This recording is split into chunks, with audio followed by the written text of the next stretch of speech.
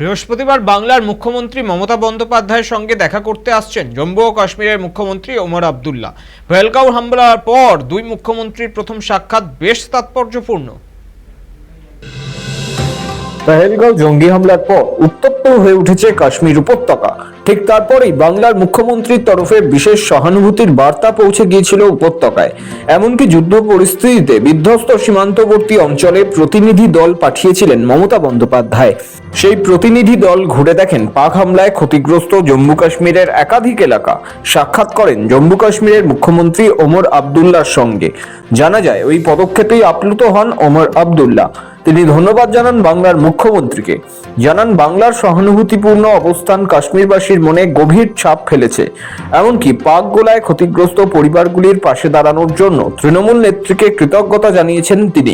এসবের মাঝেই 10 জুলাই বৃহস্পতিবার নবান্নে এক গুরুত্বপূর্ণ বৈঠকে বসতে চলেছেন দুই মুখ্যমন্ত্রী, বাংলার মমতা বন্দ্যোপাধ্যায় ও জম্মু কাশ্মীরের ওমর আবদুল্লাহ। জানা গিয়েছে বৃহস্পতিবার বিকেল 4টে থেকে 4:45-এর মধ্যে এই সাক্ষাৎ হওয়ার কথা।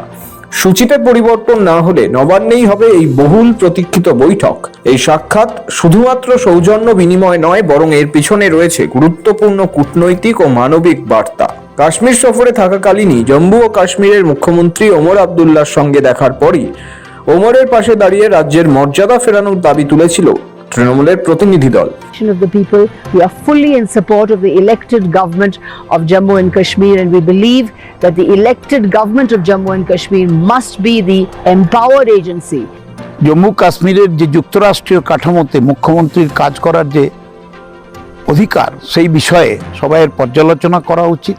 এসবের মাঝেই এবার বৃহস্পতিবার বাংলার মুখ্যমন্ত্রী মমতা বন্দ্যোপাধ্যায়ের সঙ্গে দেখা করতে আসছেন জম্মু ও কাশ্মীরের মুখ্যমন্ত্রী ওমর আবদুল্লাহ।